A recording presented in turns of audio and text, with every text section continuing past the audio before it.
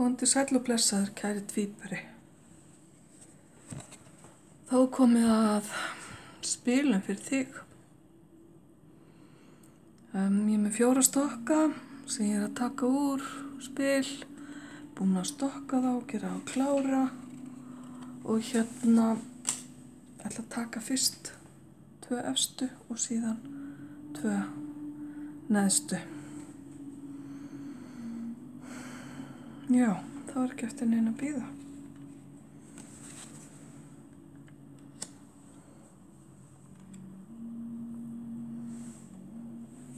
Þarna höfum við spilin þín, fyrstu.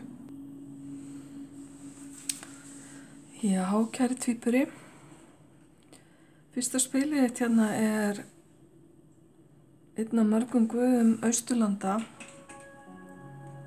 sem heitir því skemmtilega nafni Avalokiteshvara. Ég selði ekki dýræningi eftir það hvernig á að bera þetta fram, en þetta er guð mildi og guð manngæsku og skilaboð hans hérna til þín eru þau að ef til vill er einhver í þínu lífi sem að þú þarft að gefa séns, eins og við segjum, eða hlusta á hans hlið. Það getur verið að sé einhverjar sterkar erfiða tilfinningar á milli ykkar og þú ert beðin að líta á báðar hliðar máls. Þú þarft ekki endilega að vera sammála hinum aðilanum. Þið geti verið sammála að vera ósammála. En þú ert beðin að svona sýna skilning og að skilja hvaðan þeir eru að koma og hvernig þeir horfa á málin. Þetta getur breytt mörgu í ykkar samskiptum, getur fært orkun á milli ykkar upp á svolítið hærra plan sem er akkurat næsta spil þar sem að manneskja er hérna að svífa aðeins upp á hærra plan. Að hafa gleðina uppi við og að gleðin fylli líf mitt. Barnsleg gleði, barnsleg undrun, barnslegt undur fylli líf mitt. Kannski er þessi erfiða orka búin að draga þig niður eða hina manneskjuna sem umræðir og nú er komin tími til að leyfa gleðin að njóta sín.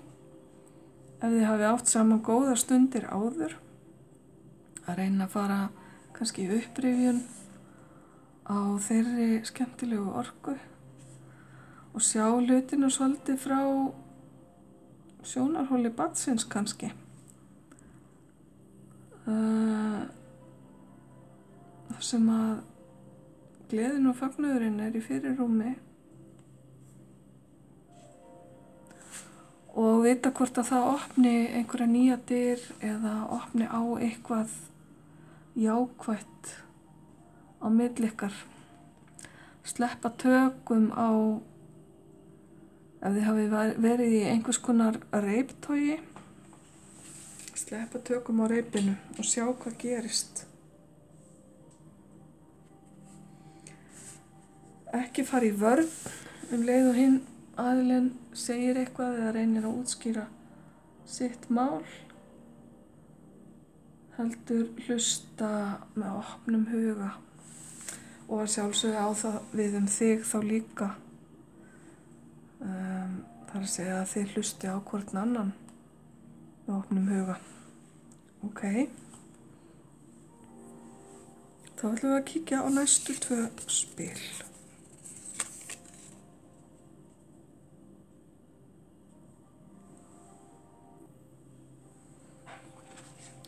Jæja, kæri tvíburi. Annað spili hér talar orku heilun. Hvers konar heilun sem að þú þarft á að halda. Þú eða þínir í kringu þig.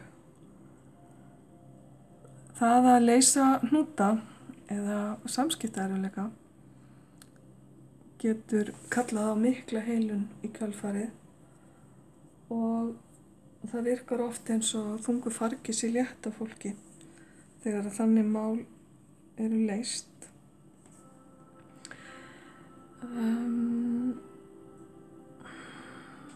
Þetta snýst líka kannski svolítið að hugsa þetta á þann hátt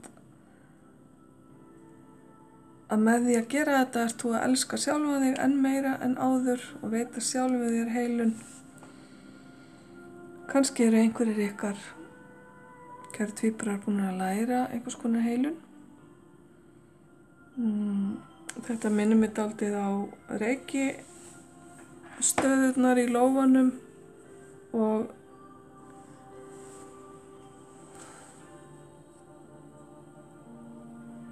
hvernig orkan flæðir þaðan. Þessi sjálfsást sem talað er hérna er mjög falleg. Hún getur verið til að bæta einhver samskipti sem hafa farið illa í bernsku. Hér er sýnt foreldri og barn, en þetta er líka það að taka í höndina á sjálfum sér, á barninu í sjálfum sér og veita því ást og umhyggju. Já, hér er einmitt talað innra barnið. Láta múrana falla á milli mín og innra barnsins míns. Það er að segja þess hlutar af mér sem er særður. Mér langar að hugsa vel sjálfa mig og betur heldur en áður. Þetta eru bara skýr skilaboð, kæru hrútur. Kannski ertu búin að standa í einhverju undanfari sem að kallar á þetta.